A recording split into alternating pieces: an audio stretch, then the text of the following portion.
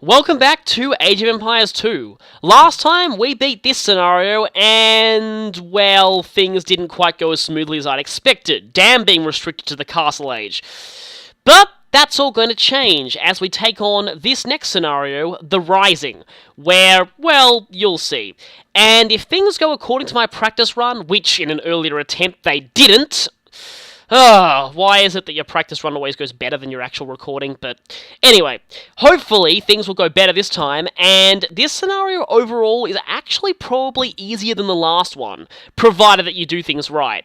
So, let's just get right to it. June 25th, Orléans. Dead France is returning to life. Our army swells with new recruits. In olden times, men swore fealty only to their particular lord. Now we fight not for insolent lords and ladies, but for France.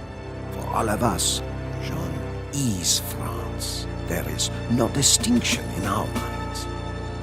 The Dauphin himself has arrived in Orléans. Never have I seen such a celebration. France needs a king, so we must escort the Dauphin to Reims, where he can be properly crowned. Yet, the city of Reims is dangerously menaced by the Anglo-Burgundian army. The cities of Troyes and Chalons also bar the way. Joan commands that we must liberate all three cities before the coronation, and we eagerly seek to fight.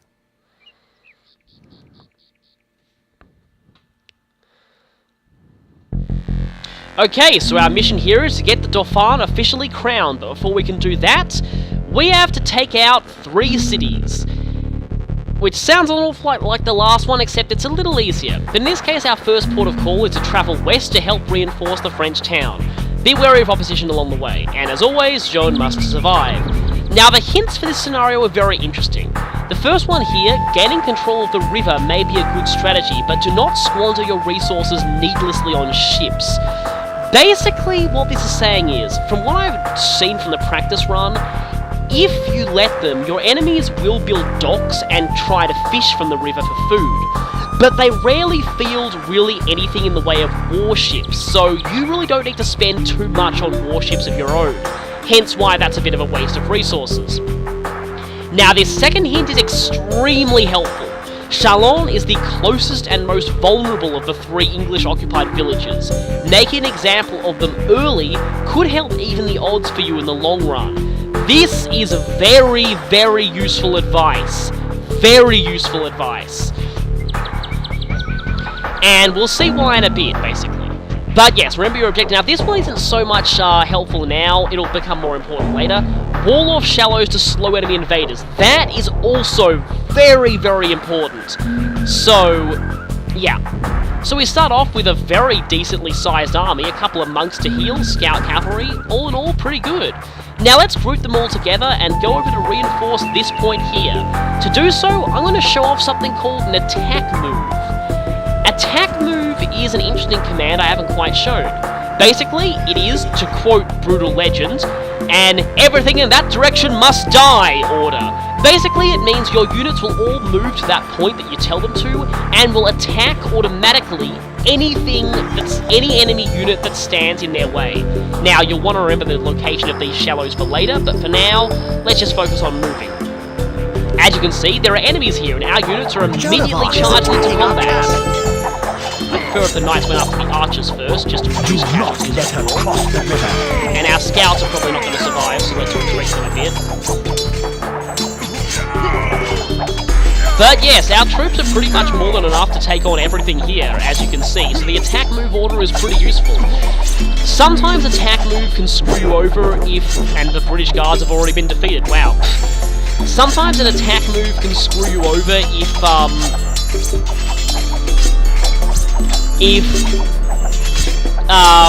your troops aren't good enough to really fight any enemies in your way. Like, that can pretty much be a very, very easy way to get them all killed. But if you know you can handle everything in your path, attack move is really useful. You'll see that they're already automatically getting rid of any scouts in their path.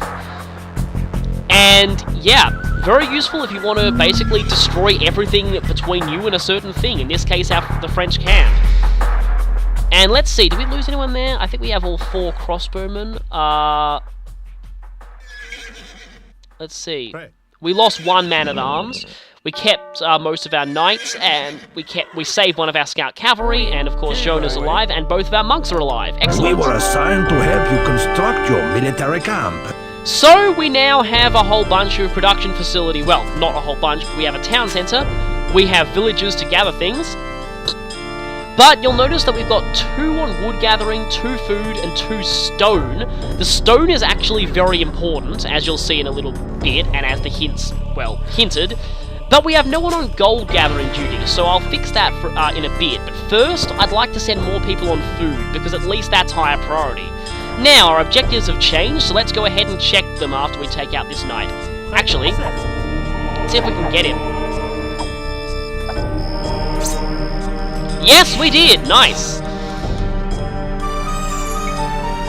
So, basically, we need to destroy the town centres of all the enemy towns. And that is what this hint here means. Remember your objectives. It is not necessary to level the cities, only to force the English to withdraw. And we do that by destroying the town centres, and that's all. Once we destroy the town centre, that city is officially liberated and will never attack us again. So really, you only need to focus on 1 building. And that's why you need to remember your objectives. Don't needlessly focus on destroying everything, because everything will go down the moment you take out that town centre. So that's basically what they want you to know in this scenario. Now, where to start? Now remember the hint here says that Chalon is the closest and most vulnerable of the 3 English-occupied villages. It is in fact right across the river, right there. And, in fact, in my practice run, my starting army was actually perfectly capable of taking it out on their own. Now, I did have an attempt where that failed, but yeah. So, it's a little bit hit and miss. Hopefully it'll happen this time, but I'm gonna go save just in case.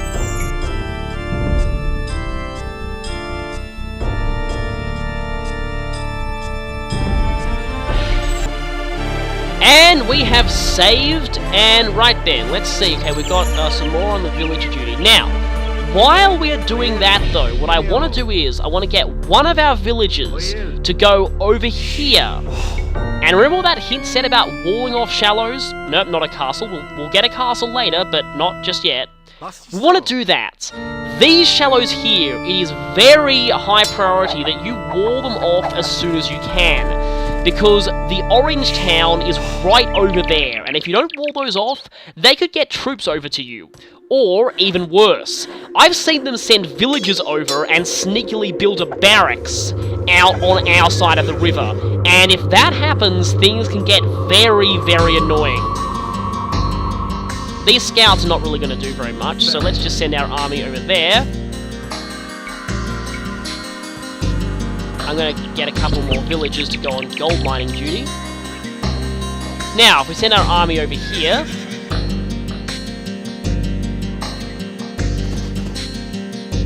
To arms! The French are trying to cross the river! Well, we don't really need to worry about that as much, because these guys won't really do much in the way of attacking us. You'll notice that we can see some houses there. So, here is the first town. But before we actually attack that town centre, we want to go here. They have a whole bunch of knights here, but they have something even worse waiting for us, and I'm a little worried about that. And by a little, I mean really worried. Don't let them attack the monks either. Well, there's a tower here, but again, that's not what I'm concerned about. Okay, knights down. What I'm concerned about are these scorpions. Siege weapons. We really want to watch out for these things. There's quite a lot of them, and they can really do a serious number on us if we leave them alive. So, take out the scorpions. Make sure that Joan is fine. Actually, I might actually retreat her back to the base now. The rest of our army should be able to handle these enemies. Okay, right. They've already garrisoned the town centre. Let's just wait for a moment until they get out of the town centre. Right, you guys back. What happened to our swordsman? Okay, the swordsman may or may not all be dead, but that should be fine as long as we heal up here.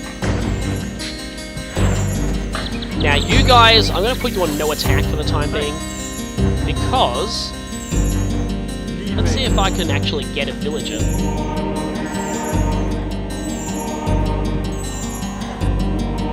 Aha! Free villager! Okay, you're going to go ahead and work for me now. So you have full power, so let's go and see if we can get another free villager. That guy's been heavily injured, but at least he'll... Yeah, free villager, okay. Again, you're going to go back and you're going to work for me. Speaking of working for me, I need more people on wood chopping duty as well.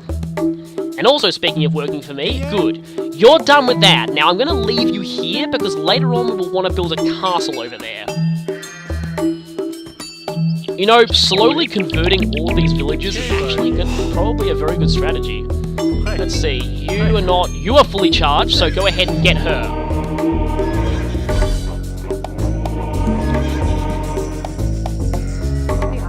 Well, we are liberating this place after all. It's only fitting that these people who were once French citizens now join our side instead of the British. And now you're full again, so convert them. This is actually really fun. I've never even worked out this strategy before, but hey, this is actually kind of interesting. So, free villager, right, you go on food.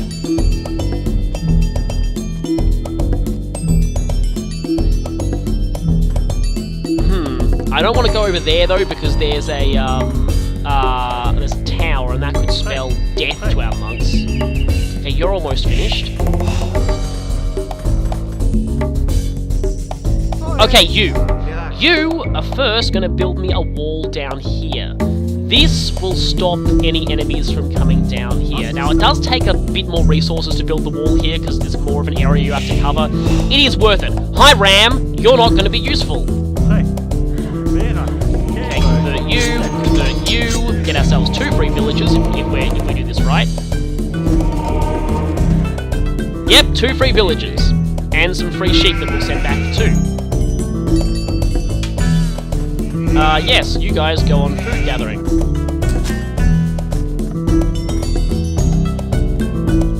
Except, that guy's probably going to start stealing our sheep if we let him. Another sheep, okay. Let's send you back. Oh, wait, the sheep won't be able to cross the wall if the wall is fully built. But the wall's not fully built yet. Let's see, you guys aren't finished yet.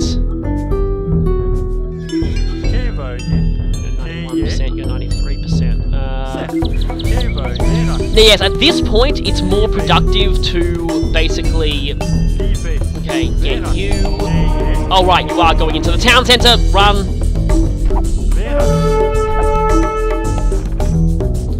Okay, there we go. Right, let's see if I can get you without attracting the attention of the town centre. See, again, at this point, it's... Nope, you're going into... No, you're not, okay?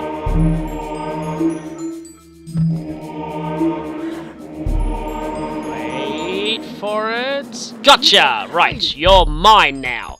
So you go back here. And yes, go heal each other, monks, and heal that villager. You're not maxed out, but you are, so you convert them. Seems like anyone working on sheep tends to not run to the town centre. So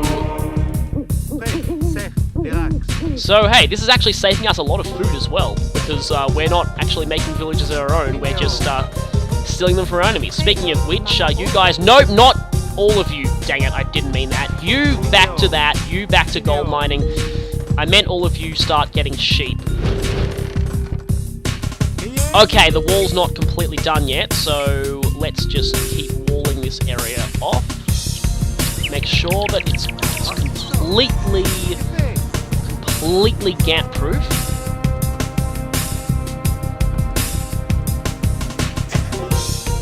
Okay, Scout is getting through, that's probably fine. Now that we've saved an awful lot of food, we could use some technologies that increase our gathering capacity. That, and we probably do need to build a barracks at this point. you, once you've deposited your wood, you are going to build me a barracks. Now you're going to build me a barracks, okay. See, if I try and get here... Why do these guys have less HP than normal? Aha! We have another free villager! Excellent. Man, I love these free villagers. Now let's see who's... You're maxed out, so if you go this way though, they tend to run for the town centre. Let's see. Okay, there's no one mining there. There are some guys over here, I remember. And there is a tower. Okay, there's someone there. Let's see if I can get him. What's with their HP? Gotcha, right. Now, you are going to go back, and you are first going to build me a gate, because otherwise no one will be able to go back. Gate, please. You are going to go back, and...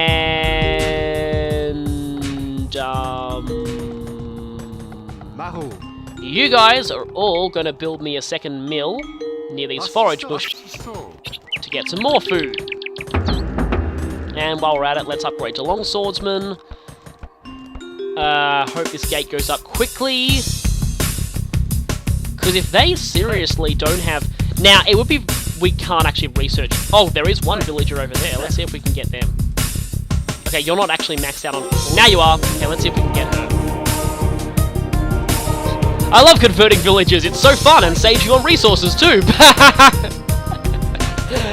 Okay, so you are going to go down here and go chop wood. Another villager. Do we? Because the thing is, this is going to actually help us quite well in the long run, because the more villagers we convert, the less firepower this town centre will have when they ring the town bell. So it's going to be mutually beneficial for us. So then, you are still... You know what? You go ahead and start building the other buildings, like a stable. And soon we'll have enough stone for a castle. But until then, you... Actually, you build me a university, because I'm going to need the upgraded walls soon. Okay, let's see if this town centre will submit to us now that we've basically stolen all of their villages. Now, they will pretty much start ringing the town bell, and when that happens, let's see. Okay, there wasn't one villager there. Let's see what happens if we run and wait for them to dismiss the villagers. Right then. Hee, I'm feeling very sneaky. Okay, my population... I am at my population limit. Can we go over the population? I built myself... Oh, there's an archery range up there, okay. Now, let's see, they're going to run for the town centre, I think. But we have them, and we are over our population limits. So, that's pretty awesome. Okay, you two are going to make sure that goes up. And wow, we've got a lot of stone now and a lot of gold. But I think food is the resource we need more of at this point. So, you guys are going to go ahead and... go forage more.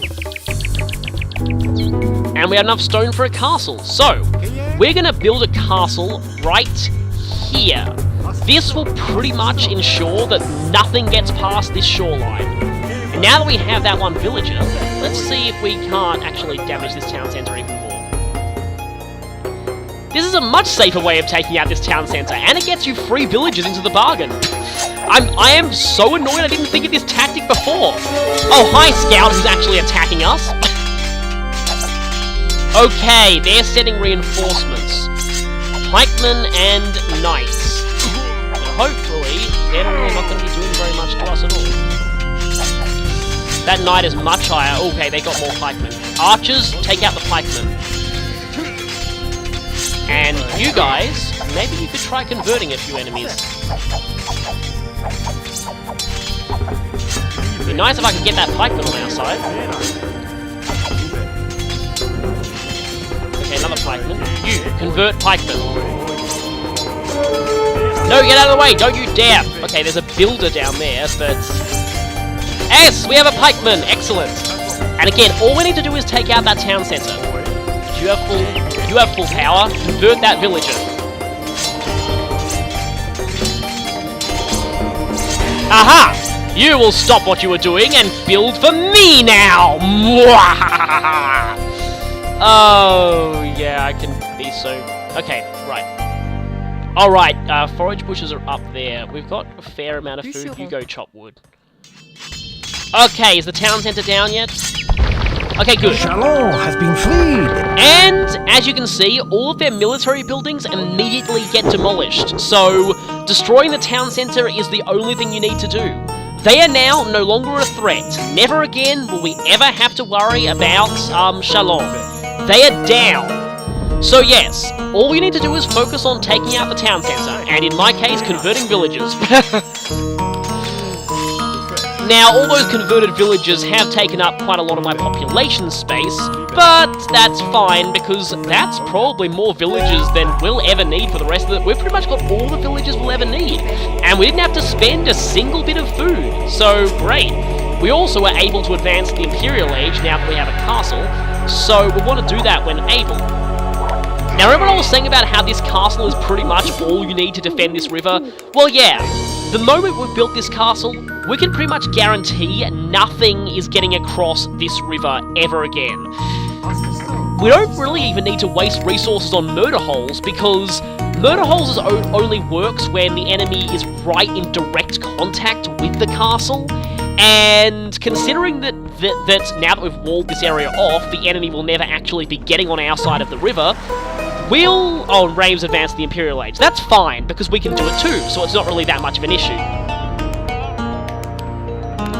So yes, anything that tries to cross this river is going to get shot to pieces by this castle. So that is basically all we need to defend this land, pretty much. So let's upgrade to pikemen, because we are going to be facing a lot of knights in the future. Upgrade to fortified walls, because why the heck not? Research husbandry, because we like cavalry. Okay, let's see if there are any more economic technologies we can get. Research handcart to make our gathering better. See, everything is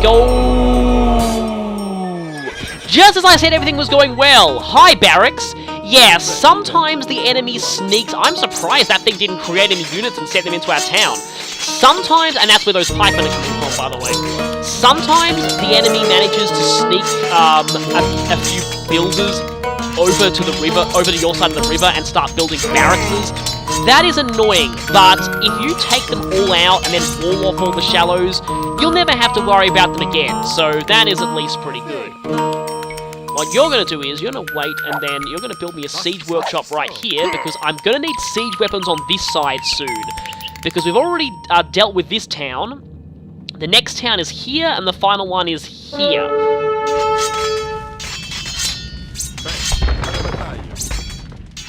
And you have run out of forage bushes. So, you guys are going to start farming immediately.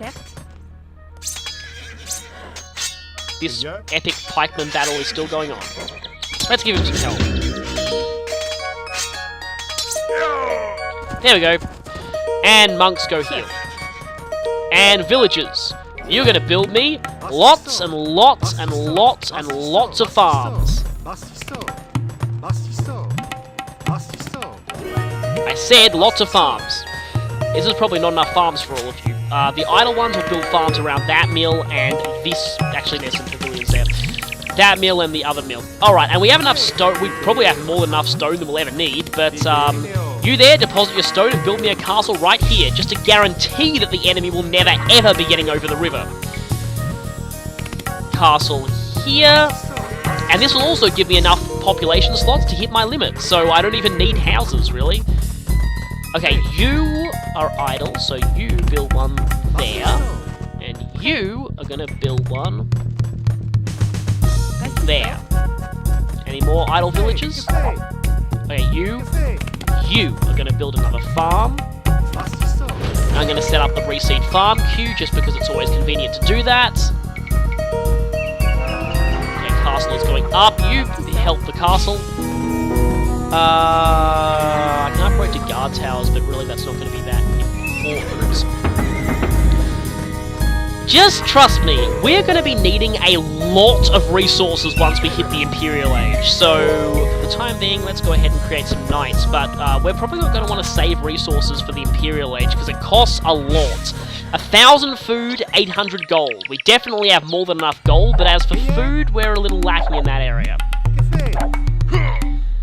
might want to build a barracks here and probably a stable, just so I have an easy avenue of attack across the river. Now, I'm going to go and send this knight to scout around there, because I want to make sure there are no barracks on our side of the river. Now, I haven't got to mention this yet, but yeah, basically, all the enemies are on this side of the river. You pretty much have free reign over this entire half of the map. Everything on this bottom half of the river is pretty much yours. And as such, you pretty much never need to worry about resources in this scenario, because you've basically got ample space and resources for pretty much, you know, anything you could ever want, really. You guys are all going to go chop wood now. I said chop wood. We don't really even need to fish because, again, Frankish farms are really, really good, so generally you don't really even need fishing. In my practice run, there was a random band of pikemen up here for some reason, but they're not there now. Let's just keep exploring to make sure that there's no enemy bases on my side anymore. And we almost have enough food to get over to the Imperial Age.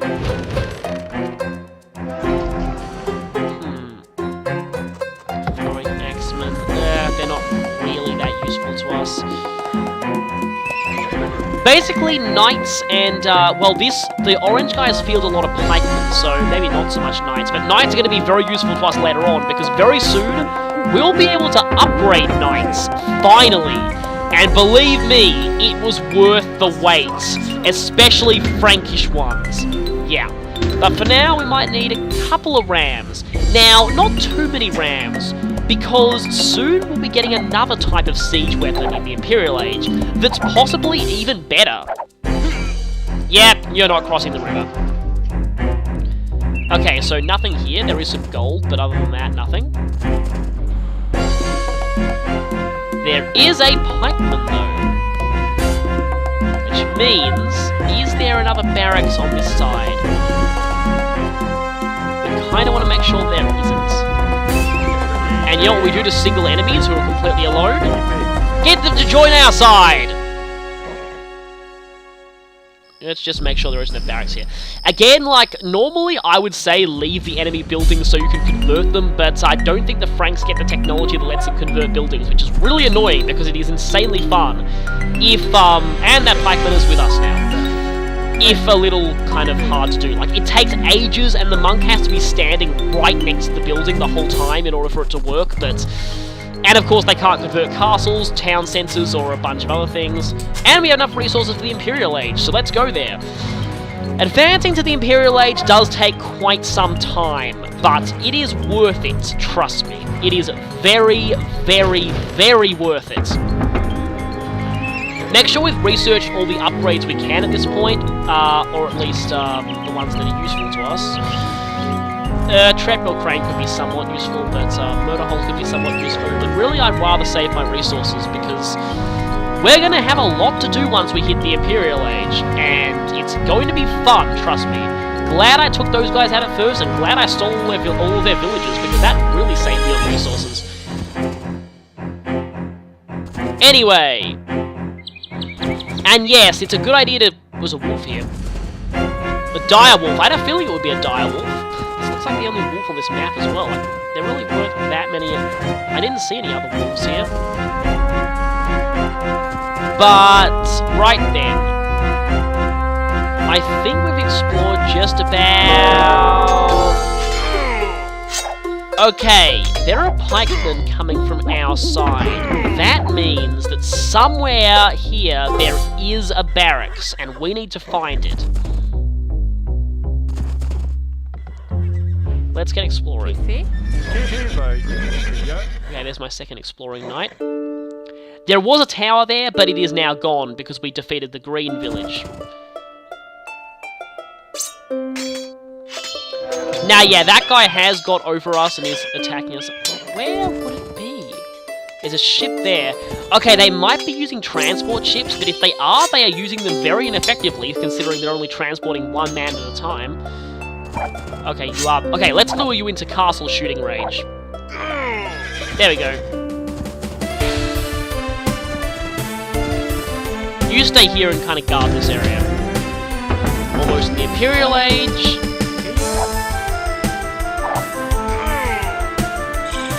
And Imperial Age! Right then, we've got a lot we can do in the Imperial Age. As you can see, a lot of new technologies at the castle, new technologies at the university, it also gets a new look. New upgrades here, new upgrades here, new upgrades everywhere. So, I think now is a good time to call it. Next time, we will be exploring what we can do in the Imperial Age now, and liberating the next 2 cities. I will see you then. And now it's time for Ye Olde Fact of the Day. The Longswordsman. Finally I get to cover this unit. It's kind of weird that we haven't seen very much of it so far, considering that it is one of the basic units in the game. I guess because the Franks are mostly a cavalry-oriented civilization, we haven't really seen that much of it. But yeah, anyway, the Longswordsman is the 3rd upgrade in the Swordsman line. So you go from Militia, Men-at-Arms, and now in the Castle Age, Longswordsman. Longswordsmen are, generally speaking, a pretty worthwhile unit. They're still cheap, just like their predecessors. They're produced very quickly, so you can have a large army of them quite fast. They're actually pretty cheap to upgrade too, comparatively speaking. And for their cost, they're actually quite good, especially that 9 attack. Basically, Longswordsmen are pretty much the 2nd strongest Castle Age unit available. They tend to beat anything except a knight in one-on-one combat. So basically, aside from knights, Longswordsmen are the strongest Castle Age units you have, and they're also some of the cheapest, so spamming these is quite good, and they're particularly useful for infantry-based civilizations as well. Now, I've been focusing more on knights with the Franks because they have better bonuses towards cavalry, and the scenarios seem to heavily lean more towards cavalry and more pikemen to counter enemy cavalry, but like I've been saying, in scenarios like this, Longswordsmen are very good against enemy pikemen, again, if only because pikemen are terrible against everything that isn't cavalry. So, yeah, they're pretty good like that, and well, they do at least have some armor against archers, but by the time you get them, you should have researched quite a few blacksmith technologies to improve their armor and attack power, so they should be quite useful. So, all in all, Longswordsmen are definitely a worthwhile upgrade. Now, it's worth noting that pretty much every civilization generally can go higher, and in the next age, we'll be seeing another upgrade to the Longswordsman that makes them quite a lot better that you'd probably want to do when you have the chance. However, as I have actually shown before when I briefly did a random map game just showing them off, because we never actually get to use this civilization in the campaigns at all, for the Persians, and only the Persians, the Swordsman line stops here. They don't get anything above Longswordsmen. And while Longswordsmen are very good by Castle Age standards, by the time you get to the Imperial Age and you see the other upgrades that the Swordsman line has, and I said upgrades plural, there are actually 2 Swordsman upgrades in the Imperial Age, and because of that, the Persians really fall behind quickly when it comes to infantry, and as a result, their Longswordsmen, while they're decent in the Castle Age, by the time you get to the Imperial Age, they're really only useful as cheap cannon fodder, basically, because they will not stand up to enemy two-handed swordsmen or champions in single combats, so, let alone mass combat. So yeah, the Persians really get the short end of the stick when it comes to infantry. They have to focus almost exclusively on cavalry and elephants, but we never actually get to use them in the campaign, so this is more advice for random map and multiplayer games if you're using the Persians. But anyway, Longswordsmen are in fact one of the only upgrades in the game that's actually available to all civilizations, so you will always have this upgrade available in the Castle Age regardless of who you are, and as such it's definitely worthwhile to research. And now it's time for the history lesson. The weapon of choice for noble warriors was the longsword. Being skilled with the sword was a social distinction because good swords were expensive and difficult to make. Men-at-arms of lower classes trained with shorter and less expensive weapons. Long swords were reserved for the nobility. The ceremony of becoming a knight involved being dubbed with a long sword by the new knight's lord.